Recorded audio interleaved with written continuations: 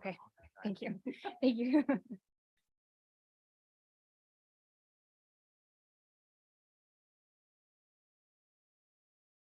Tom is on here and Charlene said she was going to join us.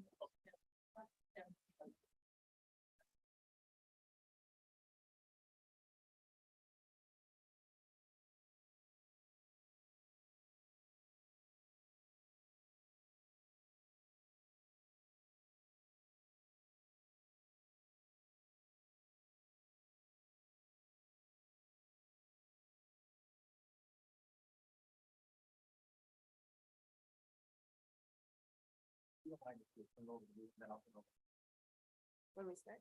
When we do the flag.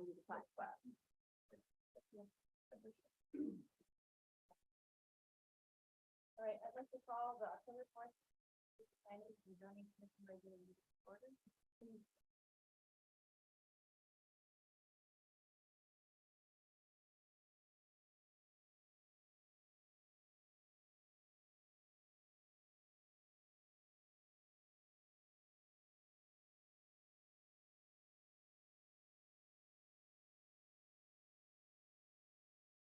Anderson. Anderson. Anderson. Tom? Sorry, yes, I was reading. Yep. Thank you. Burton. Murray. Here. Smithwick Ailey. Here. Totfest I'm here, thank you. and Badla. Here, You have a quorum. thanks. All right, are there any changes to the agenda? Are there any objections to approving the agenda? Hearing none, the agenda is approved. For our planning and zoning meeting of September 6th, are there any changes to the minutes? Any objections to approving the minutes? Hearing none, the minutes of the regular planning and zoning meeting of September 6th are approved. There are no presentations with prior notice. There is a public hearing for resolution PZ 2023-018, resolution recommending that Soldotna Municipal Code section 15.08.010, the sign code administration, be amended to clarify planning commission review of applications for sign variances. May I have a motion to approve? I move to approve resolution PZ 2023-018, a resolution recommending that Soldotna Municipal Code sections 15.08.010 sign code administration be amended to clarify planning commission review of application for sign variances. Thank you. May we have a second? I'll second the motion. Thank you. Can we have the staff report? Yeah. John. Thank you. So the commission has gone through a number of sign variances in the last several years. And one of the things that Jen and I have noticed here recently are there's some things within the sign code that don't match up well with how we've historically operated and how most communities operate. And so we spoke to our attorney and got their advice and came up with the resolution before you. And what this does is it clarifies that sign variances will be heard by the planning commission. There's some conflict in the existing code where Title 15 says the city council acts as the Board of Appeals, but it doesn't go on to say whether the Board of Appeals hears variances. So what this will do is this will clarify that variances, in fact, will be heard similar to Title 17, the zoning code, by the planning commission. It also then sets up the fact that we have to follow the zoning permit requirements, the hearing requirements, and any appeal requirements. So if someone were to appeal it, it would go to the city council acting as the Board of Appeal. So again, what this does is concisely places the responsibility to hear sign variances in your jurisdiction, in your lap, as it's historically been, but it provides it in code by referring in Title 15, the sign code, to Title 17 as to how these will be handled. And that is the end of my staff report. Thank you. the public comment period is now open for this particular resolution. Is there any member of the public who wishes to speak on this item? Okay, thanks. With no one wishing to speak, the public comment period is now closed. Are there any commission comments or questions for staff? I don't think so. My only comment is that thank you for this. There's a lot of work still that we need to do on the sign code, and it's a lot of work to do. And so I commend you for making this update, and we'll keep plowing through the other updates that we need so that we can have a good and fair and nice looking signage throughout the city. So without that further ado, let's call for the vote. Commissioner Murray. Yes. Sorry, my light isn't working. Commissioner Topest, Yes. Commissioner Anderson, Yes. and Chair Baba. Sorry, and Smith Gailey Yes. and Chair Baba. Thanks. Yes. Motion passed. Thanks, Jen. All right, moving on to unfinished business. We don't have any new business. Resolution PZ 2023-017. I think that's why most folks are here, recommending approval of the Mooring Estates subdivision Dunbar addition. May I please have a motion to approve? Commissioner Murray, I'd move to approve resolution number PZ 2023-017, recommending approval of the Mooring Estates subdivision Dunbar addition. Thank you. I second. Thanks. And may we have the staff report, please? A link to the staff report can be found on page 12 of the printed packet. On September 1st, 2023, Edge Survey and Design submitted a preliminary plat to the city for the subdivision of one tract into 6 lots in one right-of-way. Edge Survey and Design represents the owner of record 5D Investments LLC and Ken Dunbar. The preliminary plat subdivides parcel number 059-31256, which is an unsubdivided remainder. According to the Kenai Peninsula Borough, this parcel has an area of 6.8 acres and is undeveloped. The subdivision of this parcel will result in lots 9 through 11 and lots 18 through 20, and the dedication of a 60-foot right-of-way. The lots range in size from 0.921 acres to 0.925 acres. The parent parcel is zoned single-family, two-family residential, and all 6 lots that result from the subdivision will also be zoned single-family, two-family residential. Adjacent land to the north is unincorporated borough land. I'll show you that. Outside of city limits. Land to the east and west are zoned single-family, two-family. Land to the east is multifamily in the residential zoning district. The minimum lot size, minimum lot width, maximum building height, and minimum yard setbacks of our code in 1710-240E are met for the single-family, two-family zoning district in regards to each of the lots 9 through 11 and 18 through 20. The application was forwarded to Soldotna Public Works and Street and Maintenance for their comments. No comments were received. Municipal water and sewer are not available within 300 feet of the lot lines. Staff did receive now 9 written comments from the public, which are printed for you as a laydown item.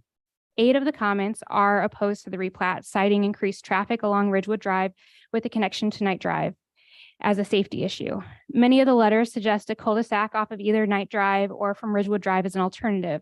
These residents use these streets for walking and exercise of all ages, and many of them cited PT after surgeries was an asset for this street to be walkable. The one letter that was received was in support, was citing that the connection would provide a safer route to school for students enrolled in SoHi as an alternative way of them walking than along Knight Drive, where there's more traffic and no sidewalk. And in that letter, there's cites many reasons as to why safe routes for school are supported. Legal access to lots 9 through 11 and lots 18 through 20 is from Ridgewood Drive. Legal access from Knight Drive is also available to lot 11 and 20. The dedicated 60-foot right-of-way will give access to lots 9 through 11 and 18 through 20. An installation or subdivision agreement will be required. The preliminary plat to Mooring Estate subdivision Dunbar addition meets the standards of our code. Resolution PZ 2023-017 has been provided for your use and recommends approval to the Kenai Peninsula Borough. Thank you. All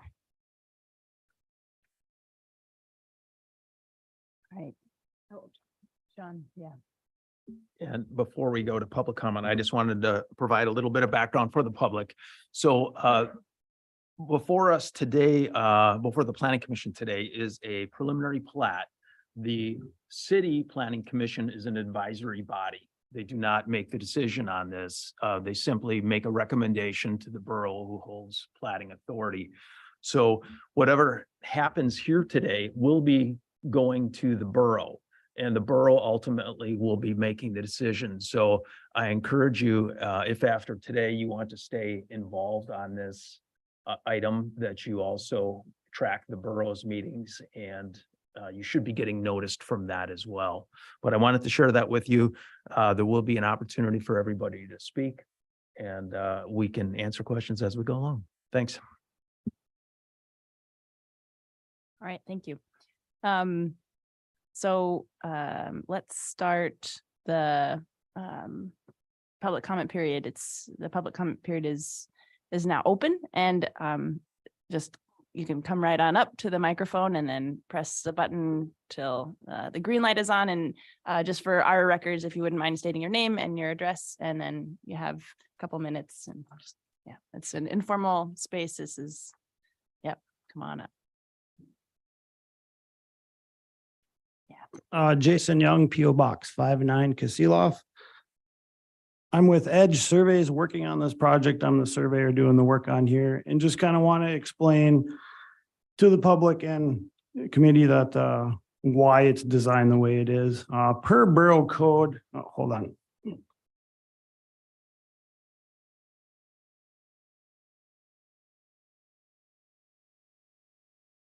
Per borough code 203170 block length. Blocks shall not be more than 1,320 feet in length. So if you come from North Kobuk and go west on Knight Drive, per code, they need a road going south at 1,320. There's sticklers on this. Block length is a big deal for emergency services, general public traffic flow, things like that. So the only reason it's designed like this is to follow borough code. If I put in a cul-de-sac, we have to come up with findings and reasons for the cul-de-sac. Why did we not connect this road? And typically just, you need, legitimate findings for that. So I simply followed the code, connected the road through, and presented it that way. Other than that, we've fall into all the other codes just fine. Design of the road meets everything. Size of the lots meets everything. Yeah, and if you go from Knight all the way to the river, it's 3/4 of a mile. So say somebody's coming from Poacher's Cove, wants to get to the high school, they got to go 3/4 of a mile down Kobuk and back to the west. So this code is in place basically just to shorten up distances, more or less. And if I did present it with the cul-de-sac, again, we'd have to get approval for that. And with my experience with the borough and block lengths, it's not likely to get accepted with a cul-de-sac. So here we are. And I can answer any questions if you have any.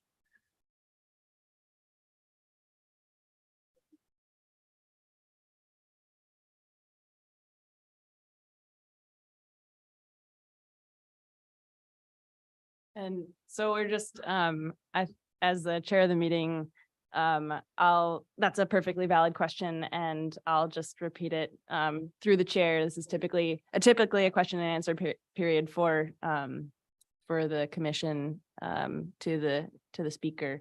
But yeah, if you wouldn't mind, I'll ask that question, and if you want, yeah. Yeah. That's a good question. Is there any member of the public who else who wishes to come up and speak on the issue? Yeah.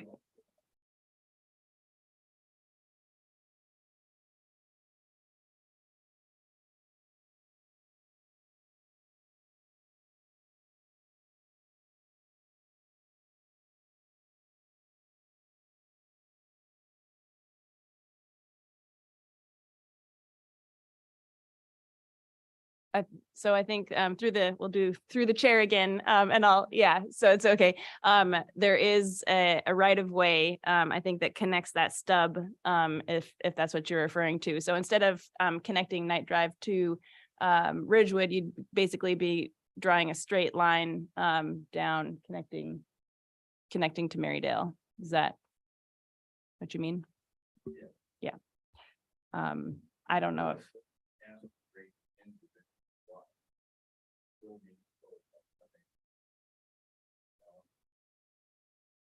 So, yeah, and if I may, thank you. So what is being proposed, or what's being suggested, if I understand it right, is having a cul-de-sac coming off a Knight Drive and heading south, but not connecting with Ridgewood Drive. And I think the question is, would that meet the block length? And the answer, I'm guessing, is no. We're saying because it's not a through street. Is that the reason? Okay.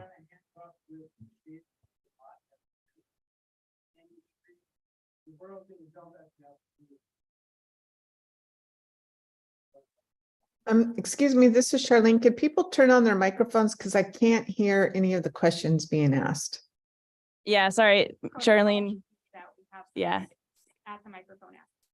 Yeah, and then it's tricky because most of the questions probably will be directed at the surveyor, but the protocol is, especially for folks online, you have to use a microphone so they can hear. It's a public meeting. It does make it a little tricky, but there you go. We're giving Jason his own microphone. Perfect.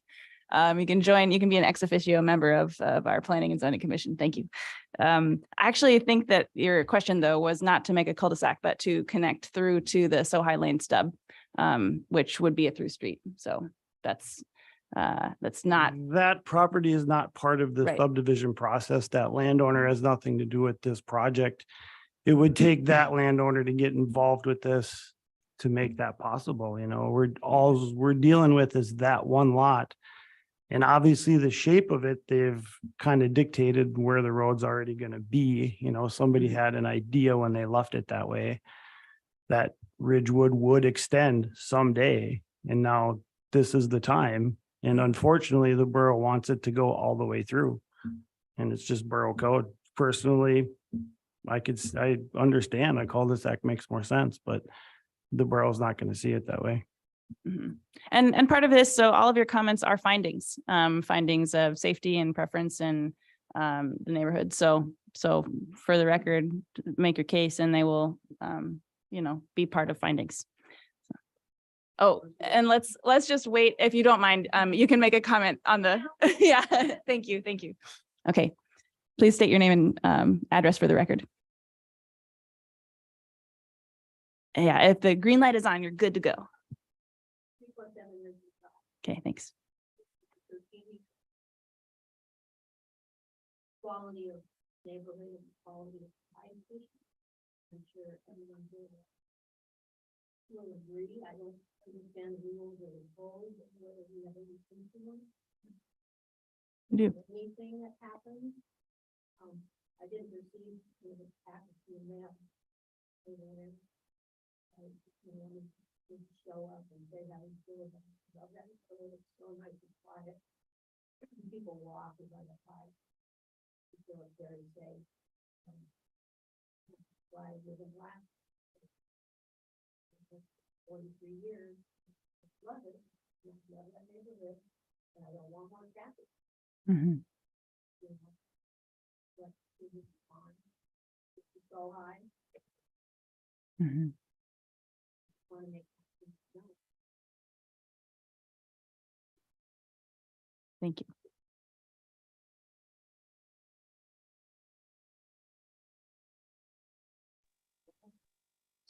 Caitlin, I can't hear. I don't know if they didn't have the mic pulled down or what, but I can't hear anything. Okay, yeah, I think we've got our microphone situation sussed. But yeah, get right up there. But if you have questions, or comments, yeah, please come up. It will, contribute to the findings that the borough will use to evaluate. I Jason? just want to reiterate what John said, and the borough is the ultimate decider on this.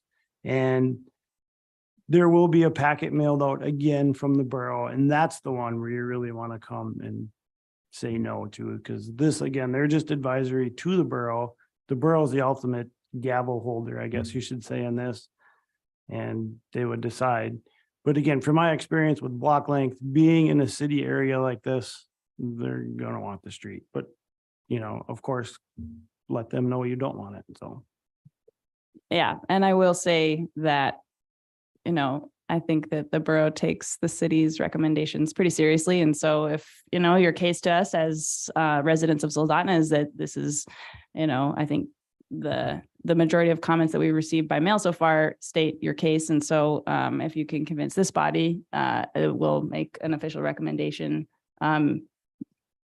So you don't have to go home right now. Please, we would love to hear your thoughts and your concerns. And so please come on up to the microphone.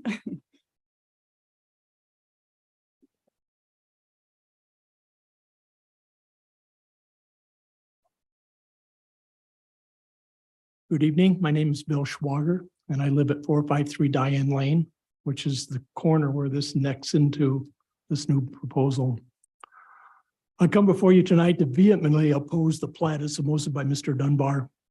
The extension of Ridgewood Drive to Night Drive is completely unacceptable to our quiet neighborhood.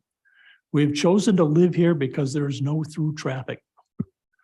All previous proposed plats of the remaining 6.8 acres of Mooring Estates have submitted a design that resulted in a cul-de-sac at the end of Ridgewood Drive. This is true of the original plat drawn by McLean and Associates back in the 90s. I have a request from the borough to get a copy of that plat. I contacted McLean Consulting, which is what McLean Associates has become.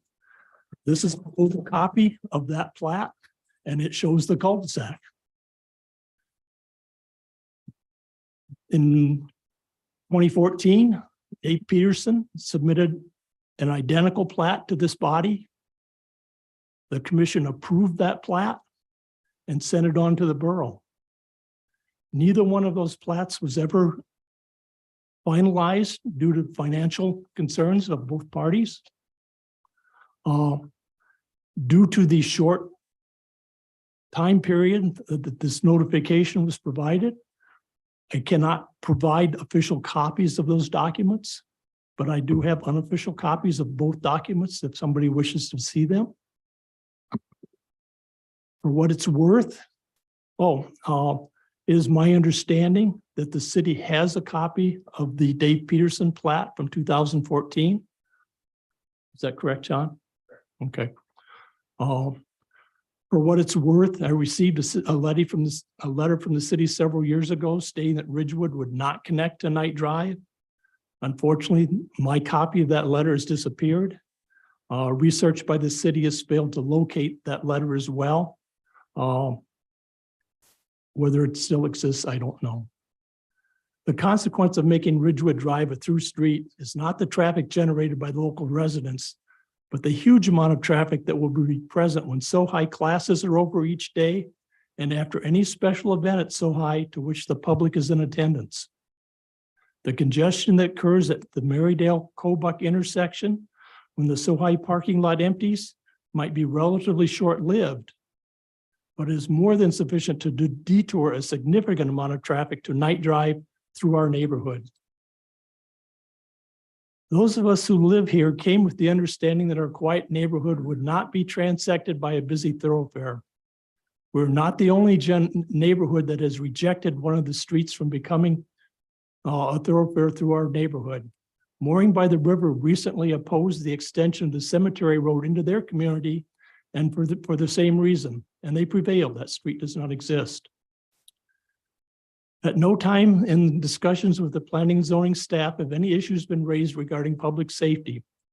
We have many neighborhoods in this community that have incorporated cul-de-sacs in their design. Not only do they work well for their residents, but the police and fire departments effectively deal with them as well. There is no pressing reason to make Ridgewood Drive a through street. There is no topographical reason that Ridgewood Drive needs to connect with Night Drive. The land naturally slopes toward Night Drive, but there are means to alleviate this problem.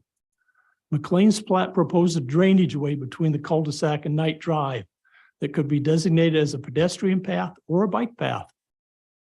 When Diane Lane was paved many years ago, the city provided drainage between two lots in order to achieve drainage to Night Drive. Further access to this subdivision could be provided from Night Drive with a cul-de-sac on the Ridgewood end. There are several legitimate options here besides the one proposed. It is interesting to note that Mr. Dunbar was informed before the plotting process began that any planned extension of Ridgewood Drive to Night Drive would, and I quote, "stir up a hornet's nest," end quote. Knowing that what he was proposing would be unpopular at best, he has made no effort whatsoever to sell his plan to the affected residents. Not one person in our neighborhood has ever been contacted by this developer. This is simply one more attempt by an outside developer who has come to town to impose his will on the locals. Please reject this proposal as submitted and advise the developer that a through street will not be permitted by this commission. Thank you. Thank you. I would, for the unofficial copies, unless we already have them, but to allow the commission to see the cul-de-sac version from 2014 Absolutely. and for, yeah, and we can make copies of those. And I can give them back to you too. Yeah, thank you. Thank you.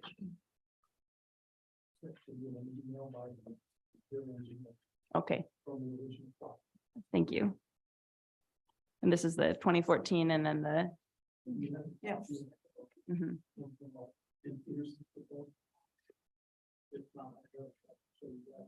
Okay. Oh, and this is, sorry, this is what, this one. Yeah, same one. Yep. I think it just, yeah.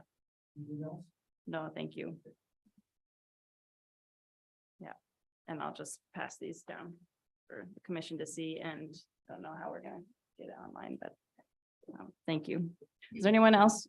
Sorry. So the materials that were just shared with regard to those previous plats were preliminary in nature. And they were, again, recommendations by the planning commission that went forward to the borough. The borough ultimately did not approve them. And so they aren't relevant, I should say, to the decision that's before you, or the recommendation before you today. This is the same piece of land, but a different proposal. And so I'm just, there are, as the gentleman said, many opportunities to do this differently, but you've got one in front. Thank you. May I comment on that, please? I guess I prefer, as the chair has stated, that we handle this one at a time, and everybody gets a chance to provide comment and feedback. Chair at some point. Yes, the chair, I'm sure will allow you to do that, but this really is an opportunity for you all to share your comments to the commission. It's really not a question and answer. It's provide your thoughts, your comments, your concerns to the commission. They'll be able to ask and answer questions directly, or they can direct with staff or to the surveyor if there are questions. Thank you. Yeah, thank you. Yeah, come on up. Yeah. Thank you. Commissioner Anderson here, real quick. John, My name is Mo Sanders. Oh, sorry. Well, just pause really quickly. I think there might be a problem online. Can you repeat that again, please? Tommy? yeah, this is Commissioner Anderson. I need to ask John a question real quick, if I could, please. Yeah, go ahead. Just to clarify, that last one was a proposal for a cul-de-sac that was rejected by the borough. Is that correct? It was a proposal for a cul-de-sac. We don't know whether, or I don't know whether it was rejected by the borough or whether it was never submitted to the borough. So what we know is that it was never recorded. It never got past preliminary plat. Okay. Thank you. All right. Well, going back to the public comment period. Thanks. My name is Mo Sanders and I live at 369 Ridgewood. And I don't want to take a lot of time because I don't have anything new to add, except that I live in Soldotna. I love Soldotna. You don't see me at these meetings because I'm very satisfied with the job that you do. But in our little neighborhood, which is fairly well represented behind me here, we really want it to stay safe. Mostly is the main thing. There are more runners, walkers, wheelchairs, baby strollers on that cul-de-sac than many places in town. A lot of people go there because they can park at SoHi, walk just a half block up to our loop and exercise, run, walk, be with their children, be with their elderly folks in wheelchairs, because there isn't any through traffic. And when I was principal at a little local school here, I would often see our kids riding their bikes with their parents, and these are kids from out of town, but they would come there because there's no through traffic and it's safe. So I just like to reiterate that I think that street safety and community happiness are really important. Thanks. Thank you.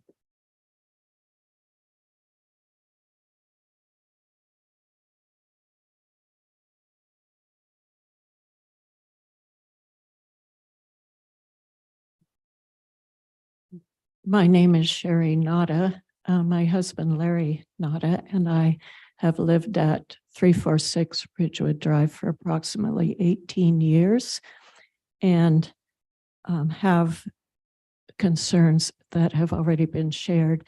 But I have letters from two neighbors who were unable to attend and asked that their concerns could be shared as well. The first letter I'm reading is by Wayne McCool, who resides at 357 Ridgewood Drive. And he intends by this letter to voice his concerns for the proposed resolution. He says, I feel that a night drive access would increase drive-through traffic substantially. Most residential subdivisions in Soldotna end with a cul-de-sac. I am not against a single family only subdivision. Possible compromises would be a cul-de-sac, block Ridgewood Drive as it is now, and apply for a primary entrance off of Night Drive and or a homeowner's auto entrance on Night Drive. Thanks. Respectfully, Wayne McCool. The second letter is by Vion Quiche. He writes, I've lived at 362 Ridgewood Drive for the past 8.5 years. I'm writing to voice my strong opposition to the proposed connection of Ridgewood Drive with Night Drive in association with Resolution PZ 2023-017. I've walked these neighborhood roads for exercise, to meet with neighbors, and as physical therapy after knee replacement surgery. I've witnessed daily walkers with children and animals on this road with no sidewalks or lighting improvements in summer and winter. I'm not opposed to the subdividing of the property proposed, just the safety issues that will arise connecting Ridgewood to Night Drive, as the traffic from Soldotna High School will increase and speed through the subdivision on a road with no sidewalks and little children that live along the street. I suggest an alternative could be to subdivide and access the new properties from Ridgewood Drive or Night Drive, but not connecting the two roads. This proposal provides minimal benefits to the subdivision that exists, but a large potential safety issue of increased traffic to and from the high school. I'm not able to attend the meeting Wednesday night, October 4th, 2023, but would like my written testimony entered into the records in my absence. Yours truly, Vion Quiche. And I'll just add on to that. My husband and I are not opposed to developing the subdivision either, but we do have the same concerns for safety that have already been expressed. Thank you. Thank you. Yeah, and anybody, we do have both letters, and any testimonies that are submitted to us, we've received and read and appreciate both ways, whatever. If you can't attend a meeting, you can always submit to via email, and those carry the same weight. So does anyone else wish to speak on the issue?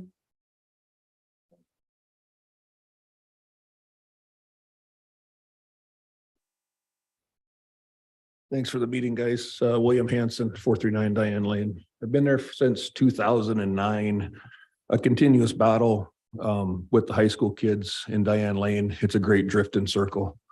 We don't need to add another road going through to Night Drive to add to the races that happen during the winter months and the drifting. It's a big enough problem as is.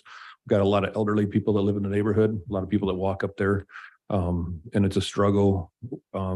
Since 2009, we've had issues with waking up on night shift with the Alaska State Troopers lining Diane Lane, chasing people, running from the law from Night Drive.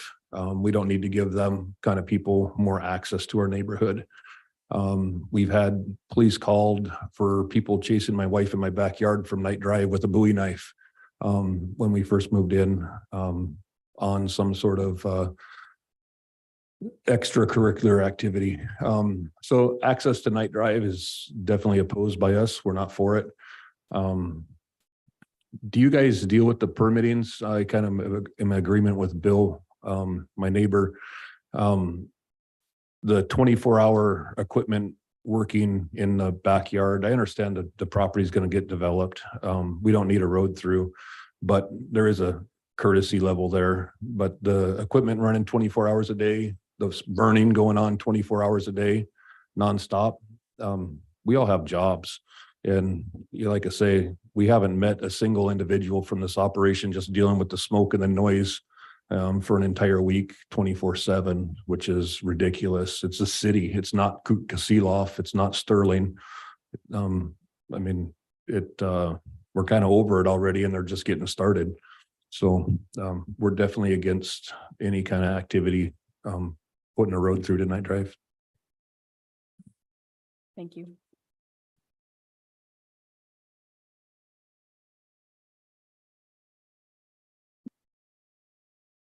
My name is Fred Braun, address 10419 Kenai Spur Highway. And in defense of Mr. Dunbar, he is a resident. He's been building here since the early 1980s. He owns two buildings right across the street, commercial buildings, the Century 21 buildings. Within the last 2.5 years, he's built a total of 16 new homes. Most every one of those 16 homes has nicer landscaping than the homes that are currently owned by the people around the neighborhood that he's developing. His covenances that he has proposed are at least, if not stronger and more rigid than the covenances that are now existing in Mooring Estates. So Mr. Dunbar is a resident. He votes here. He lives here. He is like other people. I'm not quite that lucky. I don't go to California or Maui every year for 2 or 3 months. He does. That doesn't make him a bad person. He develops a beautiful piece of property, every one that he has done. He built the Maxi storage building, so he is not an outsider. Thank you. Thanks.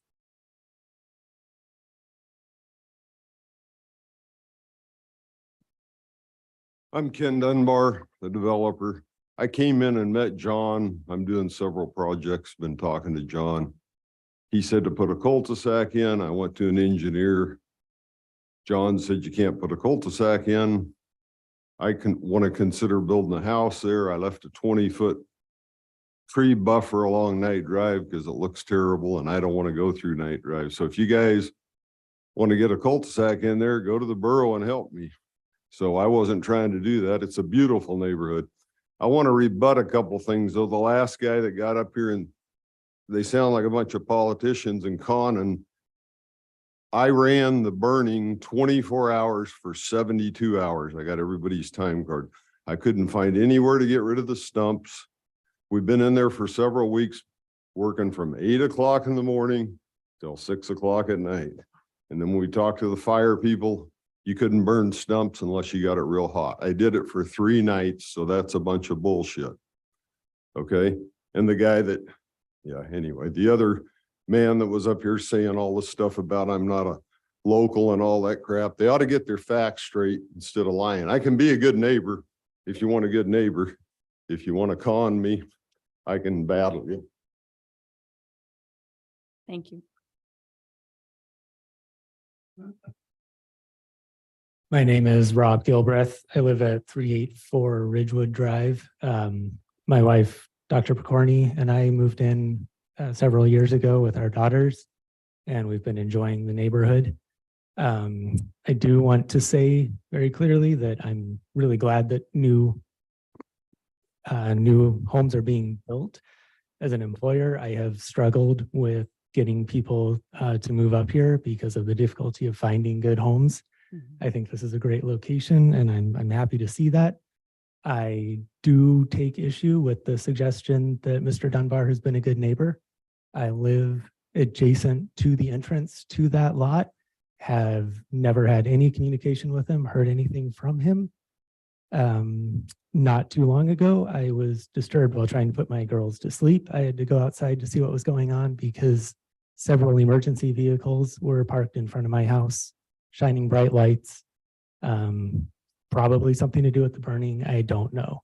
But again, there's just been no communication, no consideration. I do want to, without doing too much repeating, just do want to point out that this area is a beautiful walking area, and it's not just for the people in this room and the people who live there. A lot of people from around the town come out to that area to walk. We have the Peace Train Garden trails there. The neighborhood south of Marydale is a beautiful walking area without any through streets, and it makes for a wonderful network that is safe for everybody to move around. If this through street's put in, now we've got a very long, windy road with no sidewalks.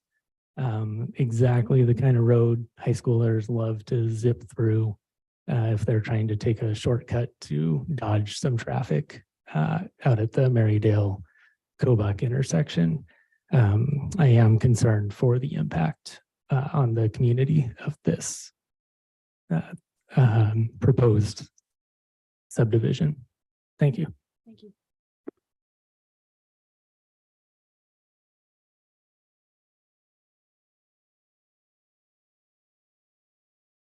My name is Sonny Sabala. I live at 305 Ridgewood Drive. My wife, Joe, our adult daughter, Angie. They've lived there about, I don't know, altogether about 6 years now. Anyway, just getting a little tiny bit closer to the microphone. You can't hear me? For our online, I can hear you just fine, Okay. but for our online audience. Anyway, yeah, I don't want to repeat everything everybody else has said, but that's a really safe neighborhood. In fact, during Halloween, if y'all want to come watch, people come from all over to trick or treat in that neighborhood because it's so safe. I see elderly people, little children from all over the place come to our neighborhood to walk and just to recreate. It's nice and quiet. As far as the drifting goes, yeah, every winter, these morons from the high school come through there and they're going sideways down the road. And I can tell you that if you punch that road through, there's a lot of bad stuff from that end of the world that's going to come through the neighborhood. There's no doubt about it. People like to have shortcuts where law don't see them. I happen to know this. I was a trooper for 26 years. So if you put that little sneaky, way to get through, they're going to come. And I don't need people taking things out of my front yard. I really don't. So I'm opposed to it totally. Thank you. Thank you.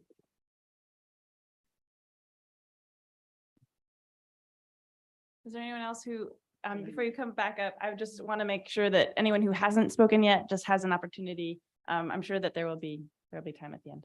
Thank you.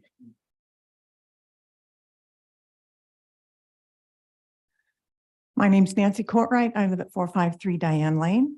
And I purchased the property adjoining this block at the corner of Ridgewood and Diane Lane in 1995. So I think that probably makes me the old lady of the circle.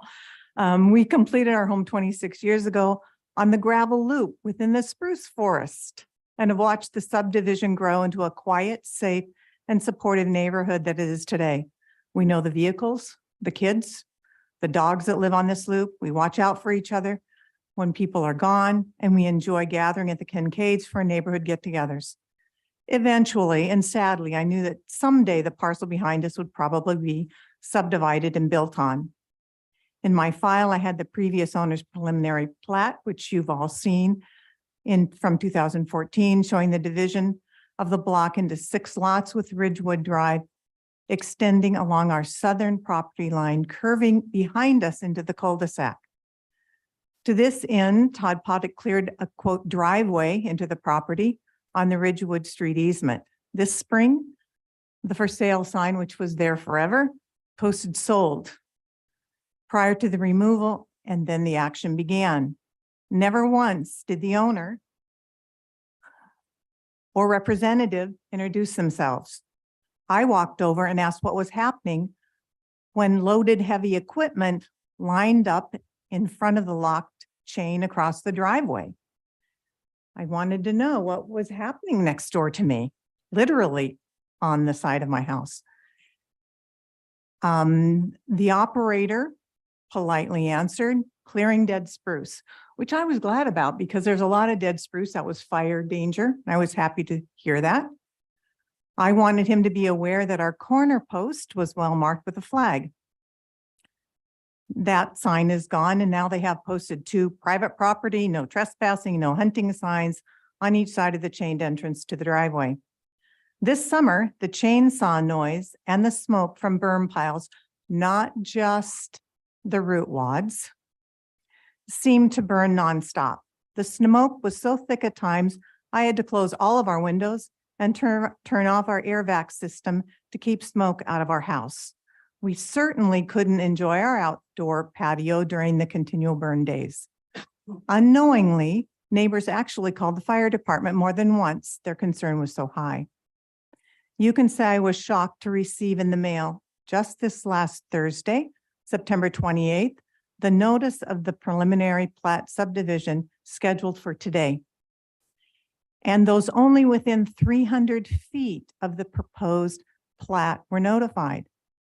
This affects our whole neighborhood, and they're here tonight, not just those bordering the plat. With only 3 business days allowed for me, I was unable to secure historical research from the borough to present at this meeting. They require a 10-day notice. I do not want a through street to Night Drive. I do not want the added traffic from the high school through to Night Drive. I do not want easy access from Night Drive through our neighborhood. We have 2 exits from our home, Ridgewood or Diane Lane. No need for a third. If Mr. Dunbar wants to access Night Drive, let him put in a cul-de-sac between lot 18 and 19, making his new street shorter and less costly, avoiding easy access to our neighborhood altogether. Historically speaking, neighborhoods have been heard by the Planning and Zoning Commission. In the planning of the Soldotna Community Memorial Park, a street was proposed from Redoubt Avenue through the cemetery connecting with the River Watch Drive. The Mooring Bay River neighborhood said no. The commission listened, and that street was not built. I feel confident that the current City of Soldotna Planning and Zoning Commission will listen to the wishes and concerns of the neighborhood and deny this preliminary plat to connect Ridgewood Drive with Night Drive. And I do have an interest in the packet that I was handed when we came in, because this first letter, the only letter supporting the road, this isn't even a neighborhood person. I find it very interesting. Number one, how did this person even find out when only 3 in our neighborhood received the letter? How did this person, Rebecca Adkins, who does not on our loop, even find out to be able to comment? I find that very interesting. Thank you very much. Thank you.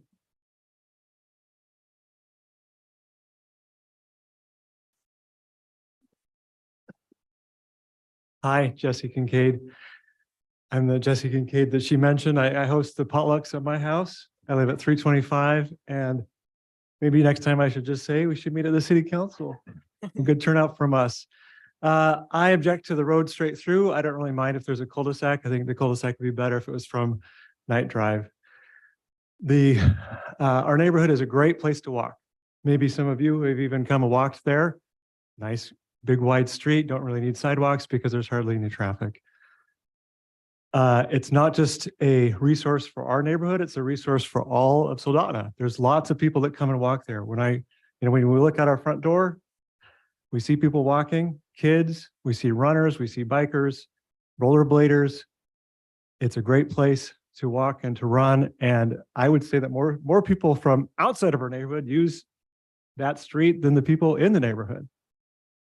And to put in a through street to Night Drive would totally change the character of the neighborhood and would spoil the great place we have to walk. Before I moved to the neighborhood, my wife and my family would come over and we would walk the Diane Loop because it was a great, safe place to walk. Thank you. Thank you.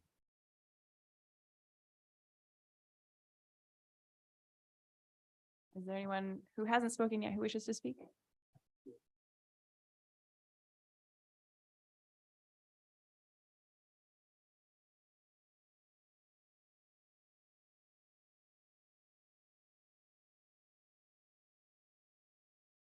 Green light means go. My name is Dan Hacken and I live at 318 Diane Lane. And I'm opposed to this through street to Night Drive. For one thing, it's going to open up probably the most desirable place in Soldotna to live to an industrial area that's not even part of the city. I mean, that road connects right with Steam on Wheels, which will give them a real convenient way to go from their shop to Diane Lane to if they're going to Kasilof, or it might be easier for them to go up Marydale to take the light to turn left. In summertime, you can't turn left. So if you can avoid Night Drive, why not? And then in the summertime, I mean, there's going to be campers and boats and everything going through there because it's another access to the river. And there's something about boat traffic. When people put a boat to their trailer hitch, they always speed up, especially in subdivisions, because they got to get there a little quicker. And there's no sidewalks in that anywhere in that subdivision. A lot of, like I say, everybody's walking. There's a lot of walkers, bicycle people, rollerbladers, wheelchairs. And that extra traffic is just going to be dangerous. And then in the wintertime, if we have another snow year like we did this year, it's very hard for two people to even pass each other. And let's say that this industrial area decided they want to use that for a thoroughfare for their trucks. Well, now all of a sudden you're going to have great big trucks driving through there. A car meets them. Well, somebody's going to have to back up to let the other one through because there's no place to put the snow. So anyway, I think that's covers it. But anyway, I'm not opposed at all to this old plat here with the cul-de-sac in it. So thank you. Thank you.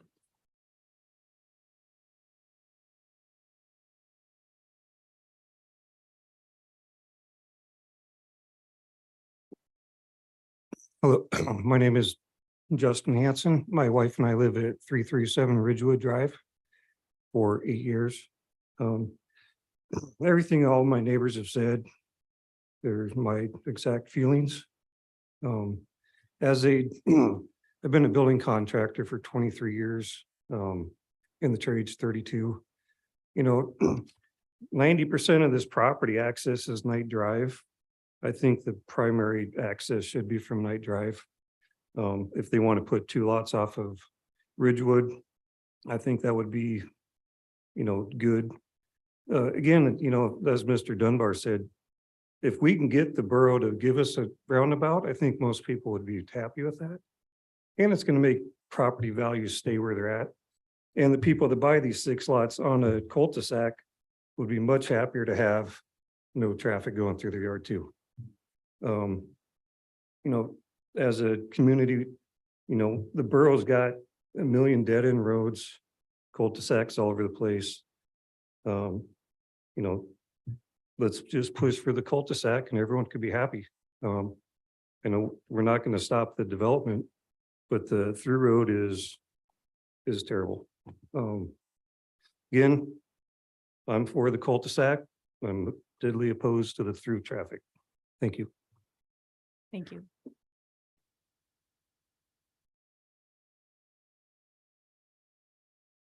Is there anybody else who hasn't spoken yet who wishes to speak?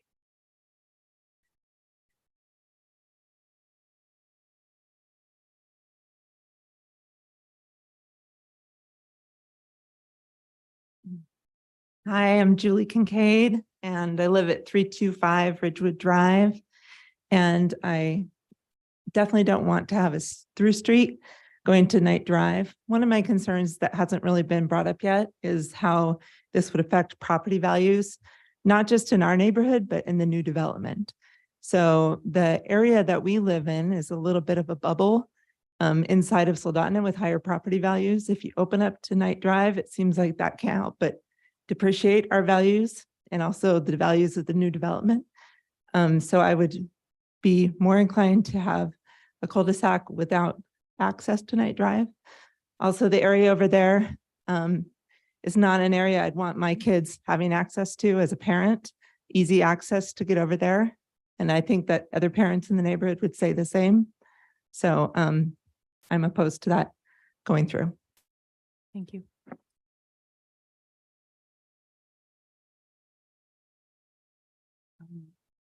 If there's one last call for anyone who hasn't spoken yet, if not. Hi. My name is Ward Schneider. I live at 404 Diane Lane. I'm here with my wife Sherry. And basically, I just want to be on record that I completely agree with all the neighborhood. Thank you. Thank you.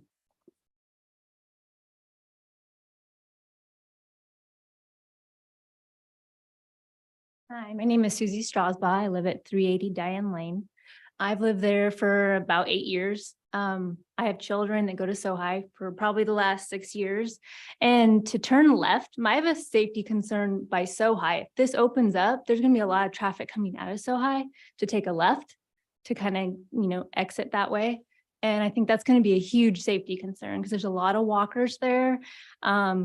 To have the most of the traffic coming into SoHi going one direction is way more safe than having it going, zigzag. So anyways, I just wanted to bring that up because I haven't heard that said yet.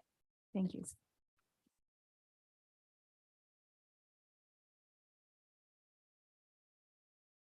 Is there anybody else who wishes to speak who hasn't spoken yet? I think we're good. If you'd like to come back, then. Thank you. Yeah.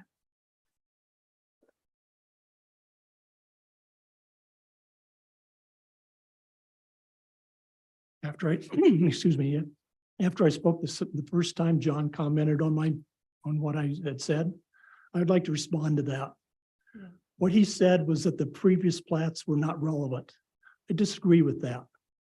The plat from 2014 was approved by this committee and sent to the borough. The borough did not act on this. It was never officially committed to the borough because the developer had financial concerns and he backed out.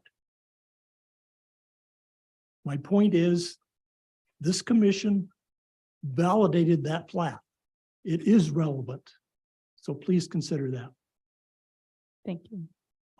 As to my comments to Mr. Dunbar, I apologize if I couldn't find any information on you. I did try. There is nothing available on the net about you except you are a real estate attorney in Anchorage. Therefore, I'm an electrician by trade. Well, that's the information I found. So, I'd be glad to share my number with everybody. We're done burning for the year. She said we brought in a row of equipment. There's a mini excavator and a bobcat there and an old truck with a water tank. That's all. yeah, okay. But anyway, that's why my comments were made. I thought you were a real estate attorney from Anchorage because that's all the information I can find. Contract. Okay, but yeah, but that information that's not readily available online, so that's why. I went to the city fire department. No, thank you. I think we can. Okay, thank you. That's all I have to say. Thank you.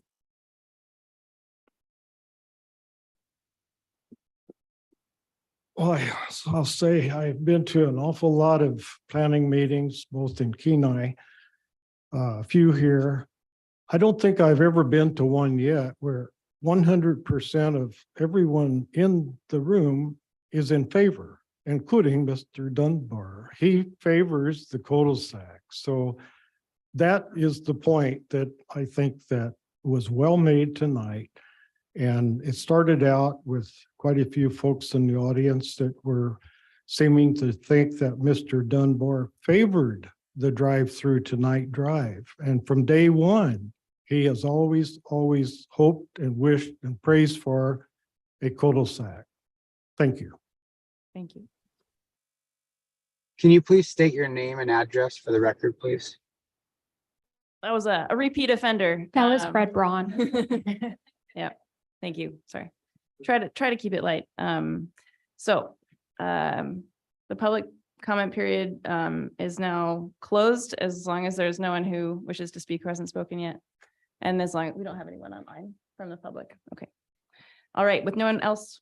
Oh, sorry, Jason. I'll get with Ken and we'll talk it over and I'll submit it to the borough with the cul-de-sac. Because if everybody shows up at Yeah, the, well, it didn't, it's them we have to convince. yeah. It's the borough planning committee, because I don't know, they do mailings, they mail out just like the city did. I don't know how far their radius is. Yeah, the borough's gonna be different. It's gonna be totally different. I think their mailing radius may be bigger. I don't know the distance on that. But I'll resubmit it with Ken's graces with the cul-de-sac. I just have to come up with reasons, but this meeting is the reason, so. Yeah, I just drew it to code, like it's the rules, so. Not a problem. Yeah, I'm gonna take your redo it. If everybody comes up, everybody gets names and numbers, all the sheriff, what I wanted to read. Yeah, again, it's just borough code. It's such a long stretch from Kobuk to the river. There's nowhere to get through. It's just the way it's written in their rules, like that's what they want. But with all of your input, we have a great argument. So I'll redraw it. When I submit it to the borough, it'll have the cul-de-sac with findings, and my main finding is gonna be this meeting, so. Yeah. It worked. Yeah, we still have.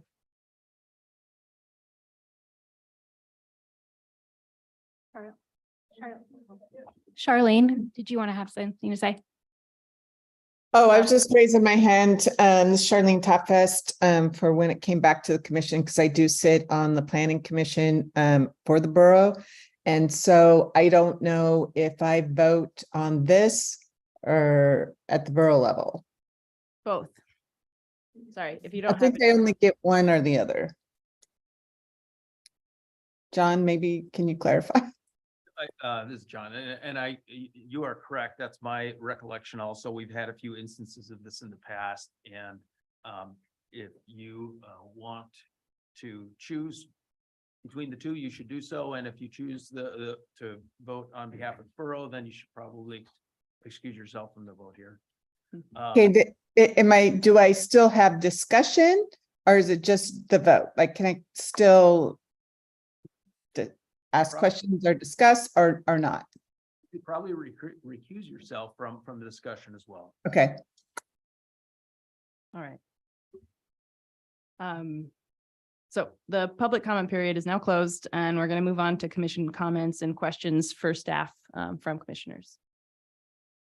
Yeah, so we have Tommy online. So there's 4 of us. We still have a form. Yep. This is Commissioner Murray. Just to clarify what Jason said, so the Borough Code basically requires if you put in a subdivision that there should be a road to Night Drive because of the distance from Kobuk to the river? That's the argument? Correct. Their code 203170 block length cannot be more than 1,320 feet. So when they get a chance to rectify that, as in a chance being somebody subdividing a parcel, they take that chance to get that block length, to get that through street.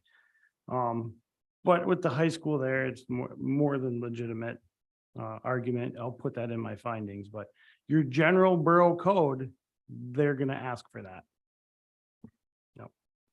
And the argument for that is just traffic flow? I mean, what would the borough's interest be in requiring that?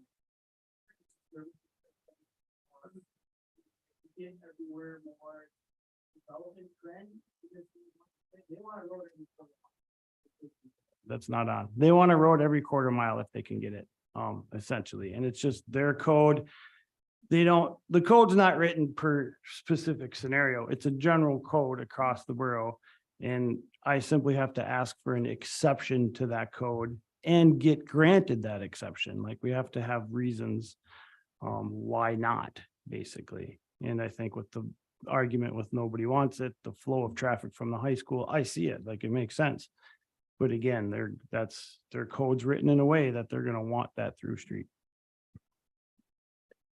Yeah, just a final comment. I think I agree with several of the public that spoke about property values, and I would argue, and I think Mr. Dunbar would agree that probably a property value with the cul-de-sac for those people who will buy those lots would be greater than buying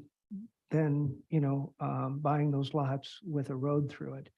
And those folks would be also interested in the same thing, but arguably, it does make it harder for emergency services to get all the way down there, but 6 lots and how many all to that point anyway, you're going to be going quite a ways. So thank you.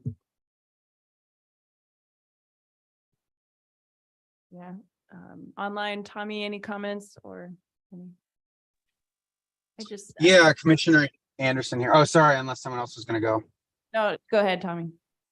Commissioner. Okay. Yep, Commissioner Anderson.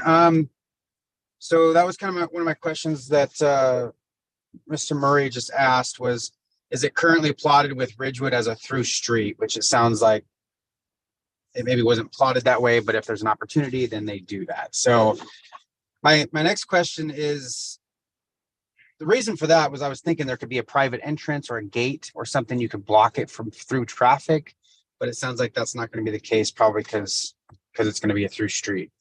My next question for staff, I guess, would be,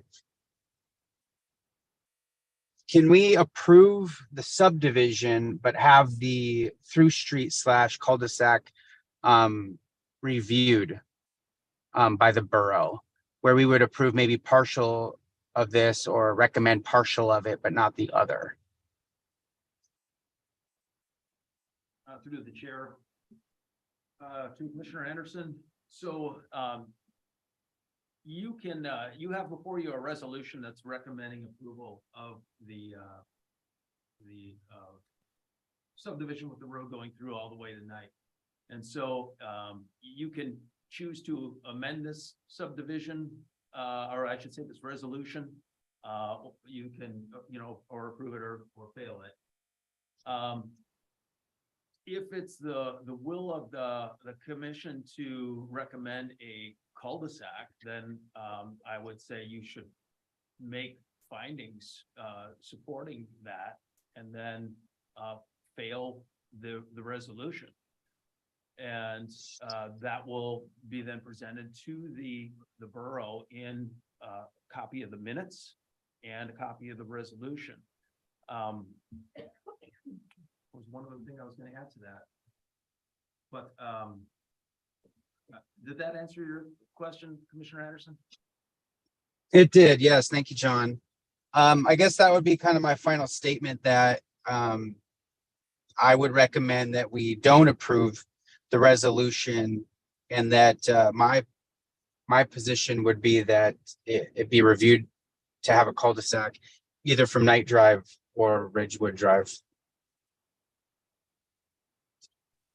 If I may, one last thing, I thought what I was gonna suggest or add on to your question, Commissioner Anderson, and that is with the change in the subdivision, it is possible that this will come back to the City Planning Commission because of the change.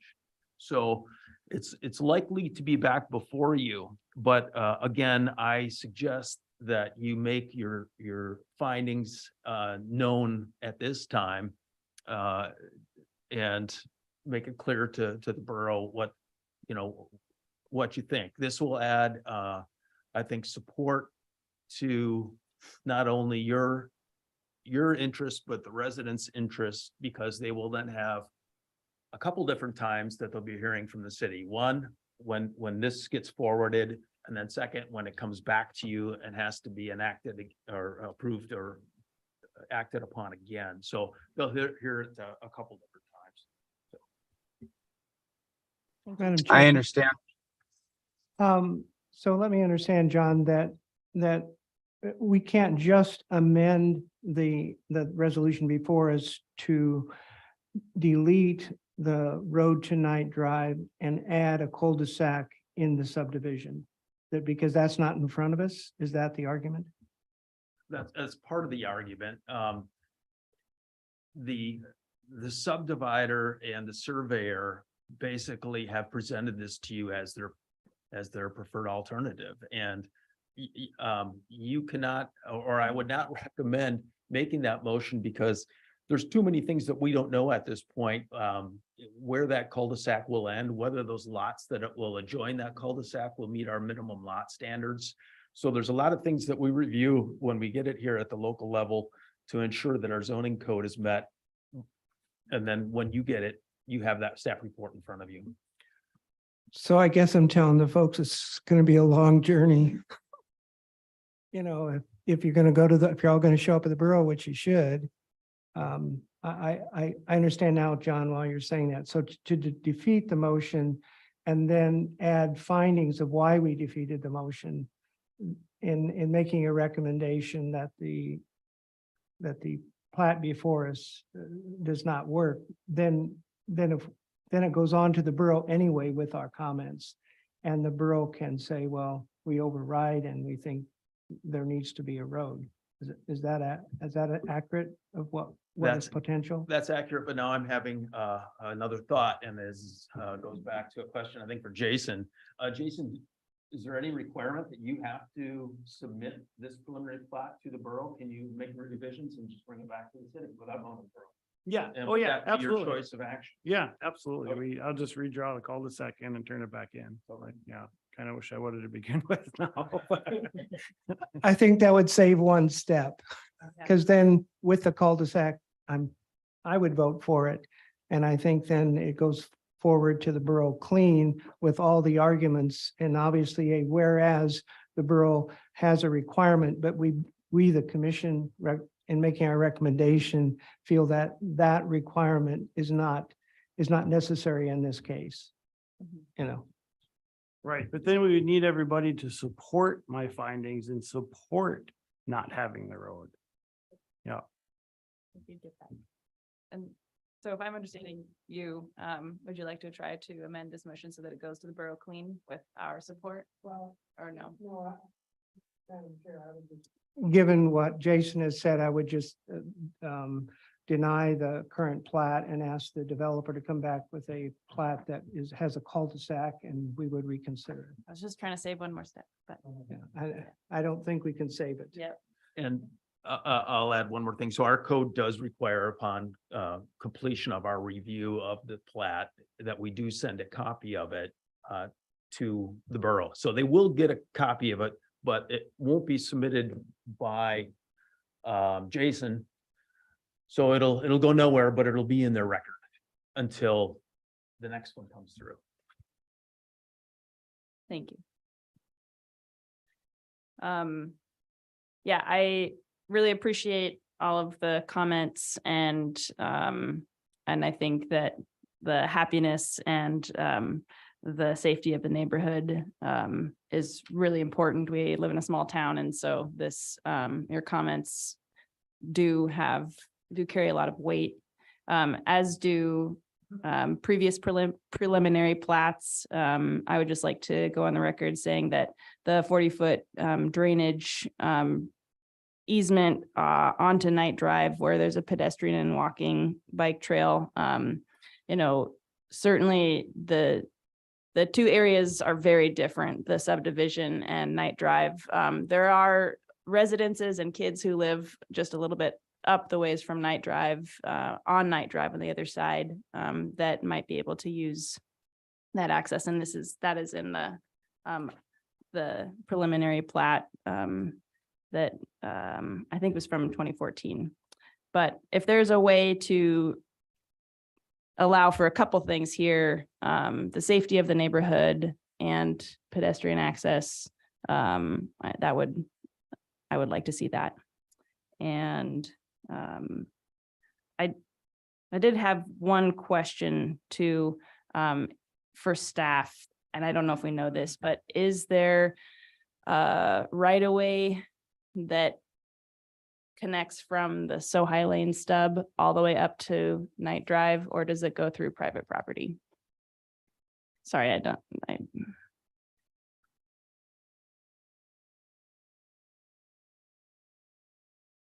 and I don't know, this might be a question for another time.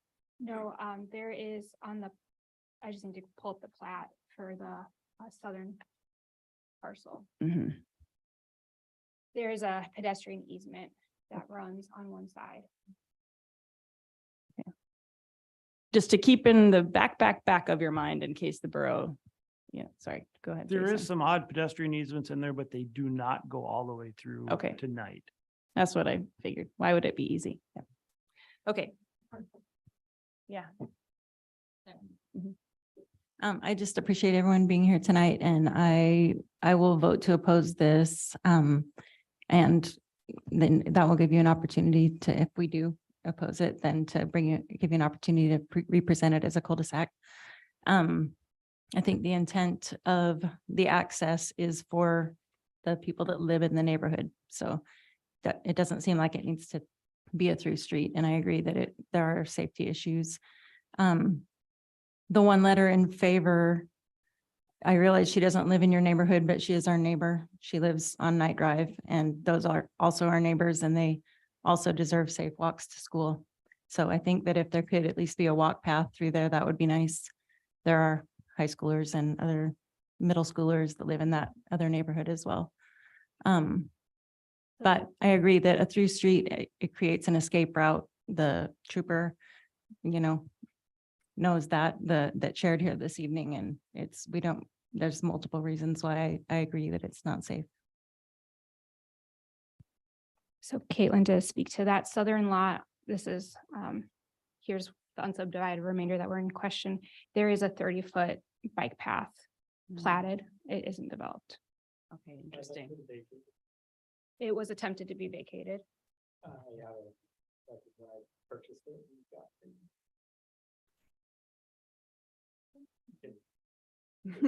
For another time. When I purchased that property. Okay, yeah, that's interesting to me to see. I was actually curious if there was just a straight shot up from Sohi Lane, but since there isn't, there's no more ideas there. Before the vote, John, will you prepare the findings of fact based on this evening's thing, or should we as commissioners put in that in the record? You should state in the record your reasons for opposing, and those do become your findings of fact for the record.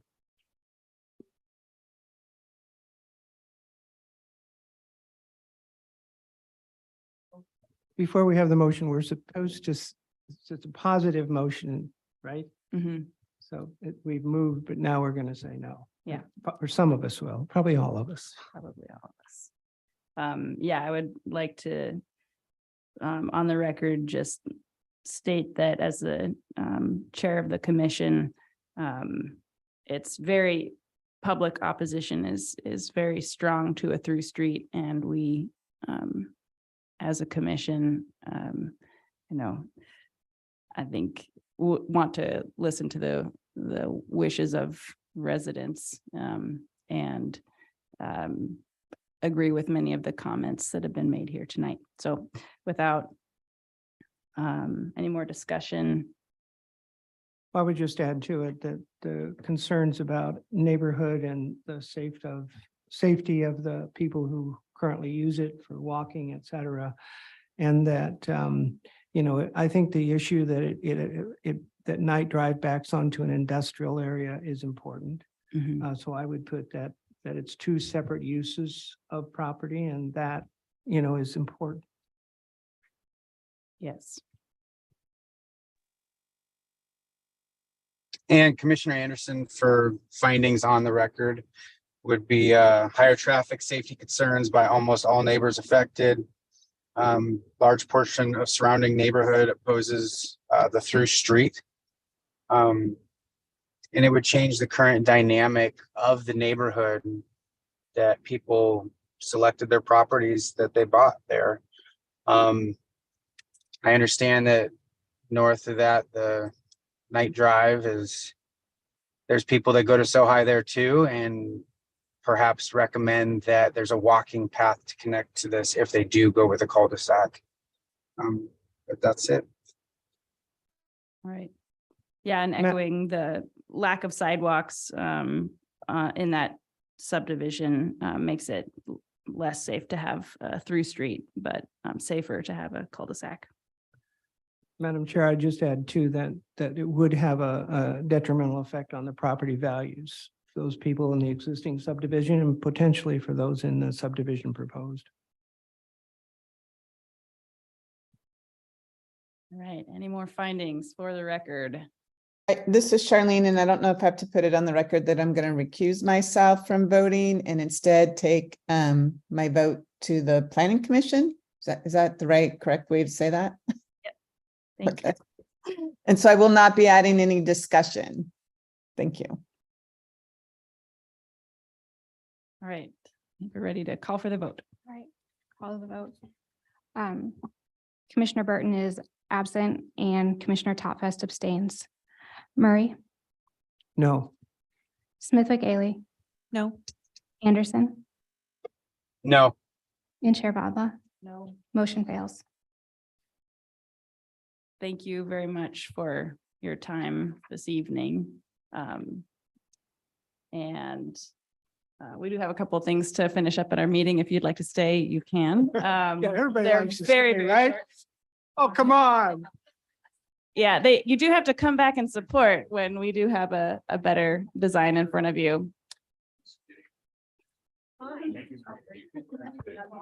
Thank you. I promise you that's not true. I can show you the list of what I noticed. So this is everyone I noticed. Some of those have multiple properties. So I'm not sure where that, I promise you that's not true. That person available.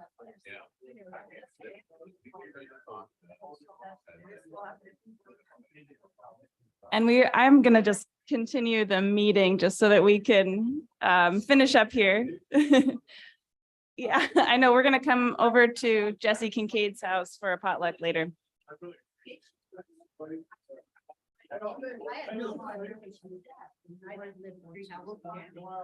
So I don't know what the boroughs that they noticed, but I would communicate and talk more.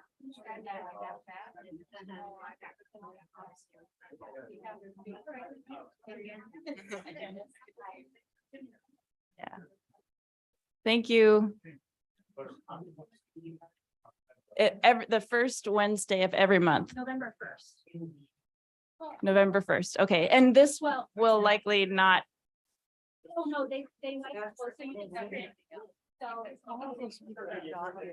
They're not. Oh, okay. Oh, I'm jealous. Didn't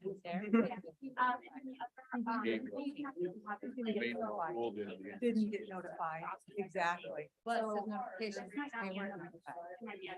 They weren't though. That's the problem. To find out what. That's right. That's this? But those people, Wayne wasn't notified, Dion wasn't notified. You guys weren't either? No. I was, but I'm, Yeah, you're just right there. Yeah. But Jody. There's no Jody information and on Bill it. weren't notified, and they are adjoining. Yeah. TAIPA@gci.net. Okay. Yeah. Well, it's amazing. You feel good. I mean, it works. It works. Right, so, did I get an email from you already? Okay. Yeah, I did get, Nancy did give me, so Nancy has my email. Okay. So, yeah, your wife does. Yeah. So feel free to. Yeah, okay. Thank you. Thank you. Thank you. I don't think we have any public comments without prior notice. And if you guys don't mind, we're gonna try and wrap up our meeting, but just like take your huddle to the, yeah, thank you. Yep, I think we're good on public comments, no informational items. We'll move on to Councilmember Parker. Do you have oh, and we have the mayor. Why don't you join us? Do you want me or do you want the mayor? We want both of you. Okay, so, just, we had elections yesterday and, it appears that Dan Nelson and Cheryl Wackler were reelected to city council. And Mayor Paul Whitney was reelected as mayor for the next 3 years. At our last city council meeting, we did award the contract for construction for the field house to Criterion Construction. They're based out of Anchorage and they have expertise and have built facilities like this here in the state of Alaska. I also understand they are one of the preferred builders for Princess Lodges. So we've got a company that is, it's a good company, veteran owned company. So that'll be good. And there is talk about potentially a groundbreaking ceremony this month, mid-month. So stay tuned. Hopefully, if a date is chosen between the radio and the newspaper and our Facebook page, it'll get posted. So next council meeting is October 11th and I will not be there. Thank you. Mayor Whitney, anything to add? And thank you for your service. Yeah.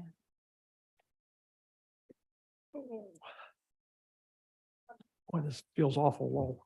I just want to thank everyone for all the hard work you guys do. As you'll notice, meeting here tonight, there was a lot of public comment, and that's what we're all here for, is to hear our public and hear what they have to say. I know where I started out was on the planning commission, and John was the chair at the time. Then John became a city council member. And then he decided to move up to his current position. And then I filled his space on the council. And then eventually I became mayor. And so if that pattern kind of follows suit, maybe in about 3 years, John will be up here as the mayor and I'll be back on the planning commission again. So Welcome anytime.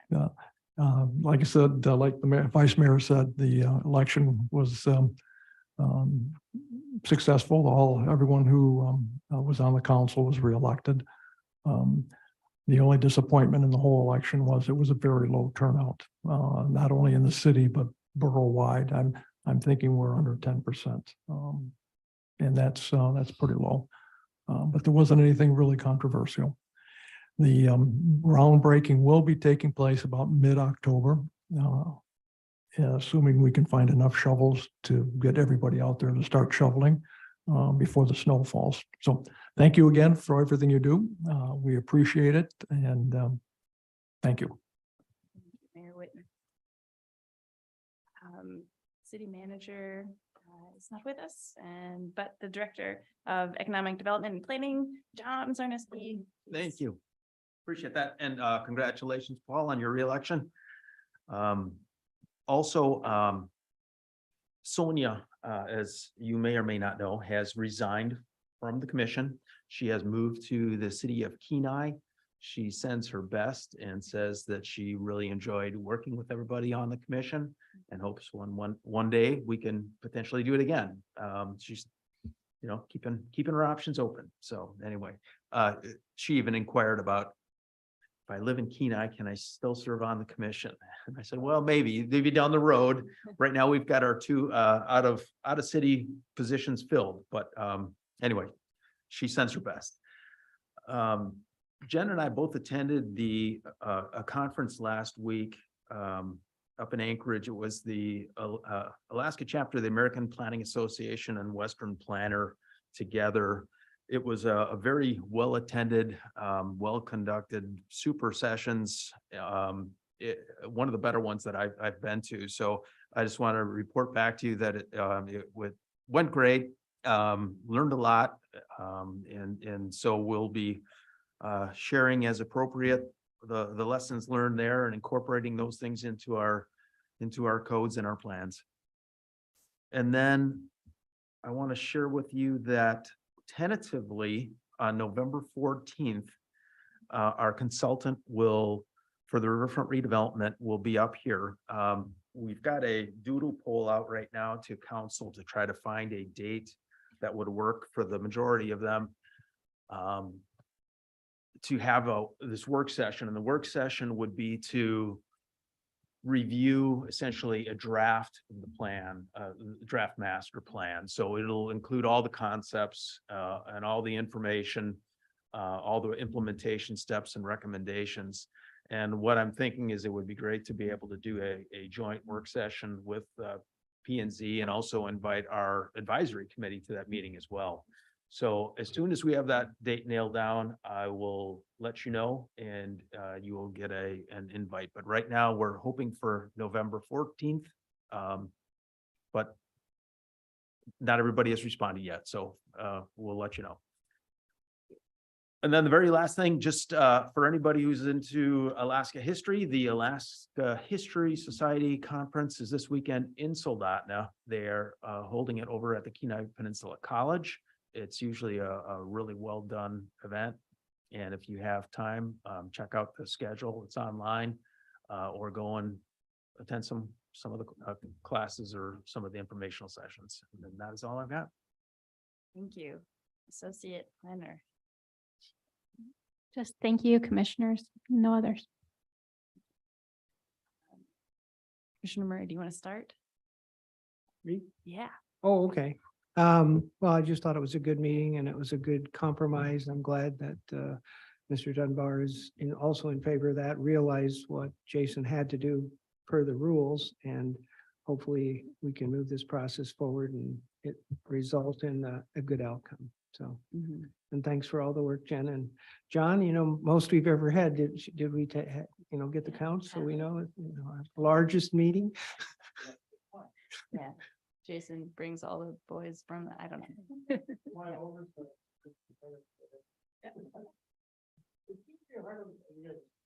Yeah, no, it will be.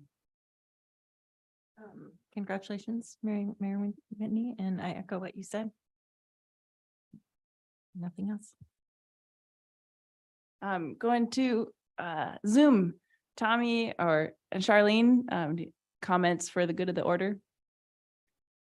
Yeah, this is Charlene Topfest, and congratulations to everybody who won their election. And I just want to say, really appreciate each and every one of you. Have a great week. Thank you. Thank you.